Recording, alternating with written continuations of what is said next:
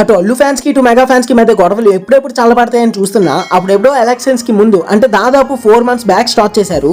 But ఇప్పటికీ increase అవుతూనే వస్తుంది డే బై డే కూడా. రీసెంట్ లో అల్లు అర్జున్ గారు ఒక మూవీ ఆడియో లాంచ్ కి వెళ్ళి అక్కడ కొన్ని మాటలు స్టేజ్ మీద మాట్లాడారు. అందులో ఫస్ట్ పాయింట్ ఏంటంటే, ఎవరైనా హీరోని చూసి ఫ్యాన్స్ అవుతారు, కాకపోతే నేను మాత్రం నా ఫ్యాన్స్ ని చూసి హీరో అయ్యా అన్నారు. అండ్ అల్లు అర్జున్ గారు యాక్ట్ చేసిన పుష్ప 2 డైరెక్టర్ అయిన సుకుమార్ గారి వైఫే ఆ సినిమాకి ప్రొడ్యూసర్ అవడంతో సో ఇప్పుడున్న ఇంత బిజీ స్కెడ్యూల్స్ లో ఈ ఆడియో లాంచ్ కి రావడానికి గల రీజన్స్ ఏంటి అని అల్లు అర్జున్ గారిని అడిగితే దానికి రిప్లై ఇస్తూ సుకుమార్ గారు నాకు పర్సనల్ గా ఫ్రెండ్ అవుతారు, సో ఫ్రెండ్ కోసం నేనైతే ఎంత వరకైనా వెళ్ళడానికి రెడీ అని గట్టిగా చెప్పారు. అండ్ పుష్ప 2 December 6న పక్కా వస్తున్నాము, అందరు కూడా రాసి పెట్టుకోండి, ఎవ్వరికి భయపడేదే లేదని ఓపెన్ గా స్టేట్మెంట్ ఇచ్చేశారు. సో ఫస్ట్ స్టేట్మెంట్ కోసం మాట్లాడుకుంటే అల్లు అర్జున్ గారు ఫ్యాన్స్ ని చూసి హీరో అయ్యారా అని మెగా ఫ్యాన్స్ అందరు కూడా ట్రోలింగ్ గట్టిగానే చేస్తున్నారు అల్లు అర్జున్ గారు. అదేంటంటే గంగోత్రి సినిమా రిలీజ్ కాకపోయినా ముందే నీకు ఫ్యాన్స్ ఉన్నారా, ఫ్యాన్స్ ని చూసి హీరో అయ్యాను అంటున్నావు. అసలు గంగోత్రి సినిమాని ఫస్ట్ లో ఎంకరేజ్ చేసిన వాళ్ళే మెగా ఫ్యాన్స్. ఆఫ్టర్ వచ్చిన ఆర్యాకి కూడా దాదాపు మెగా ఫ్యాన్స్ ఎంకరేజ్ చేశారు. అసలు మెగా ఫ్యాన్స్ లేకపోయి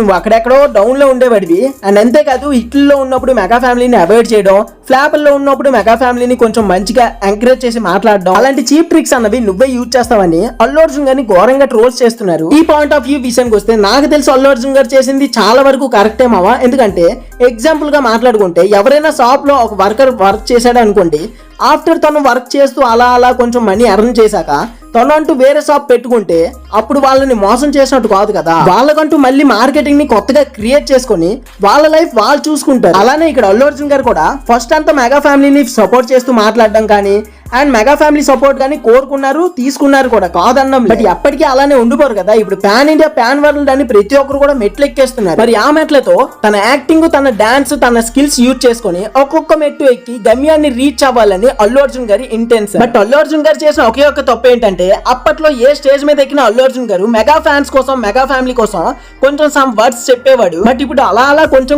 స్టార్ డ్యామ్ పెరుగుతున్న కొద్దీ మెగా ఫ్యామిలీ ఊర్స్ చెప్పడం తగ్గించుకుంటూ వచ్చేస్తున్నాడు. అండ్ ఇప్పుడు సెకండ్ పాయింట్ అదే మామ, December 6న పక్కా వస్తున్నాం, జెండా పారదేస్తున్నాం, ఏ ఫ్యాన్స్ సపోర్ట్ చేసినా చేయకపోయినా అని కాన్ఫిడెన్స్ గా చెప్తున్నారు. పార్ట్ 1 తో ఓవరాల్ ఇండియాగా క్రియేట్ చేసిన హైప్ అలాంటిది కాబట్టి ఆ మాత్రం కాన్ఫిడెన్స్ ఉండాలి. బట్ అల్లు అర్జున్ గారు స్టేజెస్ మీద మరీ యాంటీ ఫ్యాన్స్ ని తక్కువ చేసి మాట్లాడినట్టు మాట్లాడితే మాత్రం యాంటీ ఫ్యాన్స్ మూవీని కొంచెం సపోర్ట్ చేయడం కష్టమే అని చెప్పుకోవచ్చు. ఇప్పటికీ మెగా ఫ్యాన్స్ నుంచి అంతగా సపోర్ట్ లేనప్పటికీ మహేష్ బాబు గారు, ఎన్టీఆర్ గారు, ప్రభాస్ గారు ఇలా వీళ్ళ ఫ్యాన్ డామ్ తో కొంచెం భారీ ఎత్తులోనే సినిమా హిట్ అయ్యే ఛాన్సెస్ ఉన్నాయి. నాకైతే ఈ ఫ్యాన్ వారు, పాన్ ఇండియా, పాన్ వరల్డ్ అని మొత్తం తొక్కతోలు పక్కన పెట్టేసి అప్పట్లో మన టాలీవుడ్ రా అని గర్వంగా ప్రతి హీరోకి ప్రతి హీరో ఫ్యాన్స్ సపోర్ట్ చేసేవారు.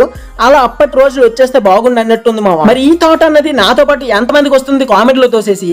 అండ్ మెగా ఫ్యామిలీకి, అల్లు ఫ్యామిలీకి మధ్య కాంట్రవర్సీలో మీరు ఎవరికి సపోర్ట్ చేస్తారో కామెంట్ లో తోసేసి.